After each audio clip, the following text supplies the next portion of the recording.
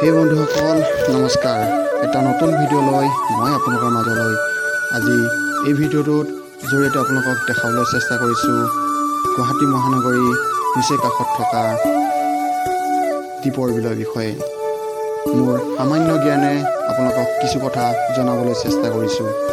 যদি কিবা ভুল হয় তেনেহ'লে ক্ষমা কৰি দিব লগতে কমেণ্ট বক্সত জনাব বলকচোন অলপ কমকৈ হ'লেও দ্বীপৰ বিলৰ বিষয়ে কিছু কথা জানি লওঁ ই গুৱাহাটী মহানগৰী দক্ষিণ পশ্চিম দিশত অৱস্থিত ইয়াৰ সৃষ্টি 1950 চনত হোৱা ভূমিকম্পৰ বুলি কোৱা হয় ইয়াক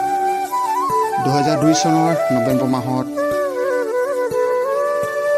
উত্তৰ পূৰ্বাঞ্চলৰ একমাত্ৰ ৰামচৰ অঞ্চল বুলি ঘোষণা কৰা হয় ইয়াৰ উপৰিও বোট লাইফ ইণ্টাৰনেশ্যনেলে ইয়াক অতি গুৰুত্বপূৰ্ণ চৰাই সংৰক্ষিত এলেকা বুলি চিহ্নিত কৰি ৰাখিছে এই দ্বীপৰ বিলৰ চাৰিসীমা ক'বলৈ গ'লে পূবে বশিষ্ঠ বাহন নদী আৰু ভৰুৰ নদী আছে উত্তৰে অসম অভিযান্ত্ৰিক মহাবিদ্যালয় আৰু জালুকবাৰী পশ্চিমত কালমণি নদী আৰু অজৰা দক্ষিণত খাৰ্চি জয়ন্তীয়া পাহাৰ আৰু চেৰাপুঞ্জী আছে বুলি কোৱা হয় ইয়াৰ জলাশয়ভূমি প্ৰায় 4.14 বৰ্গ কিলোমিটাৰ গভীৰতা প্ৰায় 6 মিটাৰ ই খৰালিৰ দিনত শুকাই 1.5 মিটাৰ গভীৰ হৈ গ'ল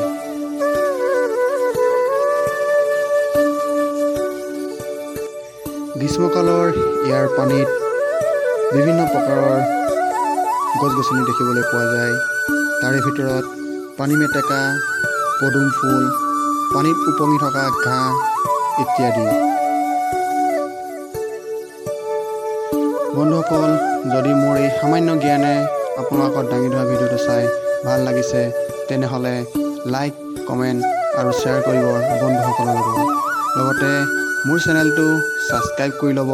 আৰু কাষত থকা বেল আইকনটো বজাই অল অপশ্যনটো ক্লিক কৰি দিব যাতে মই আগলৈ প্ৰেৰণ কৰা ভিডিঅ'সমূহ সকলোতকৈ আগত আপোনাৰ মোবাইললৈ যায় ধন্যবাদ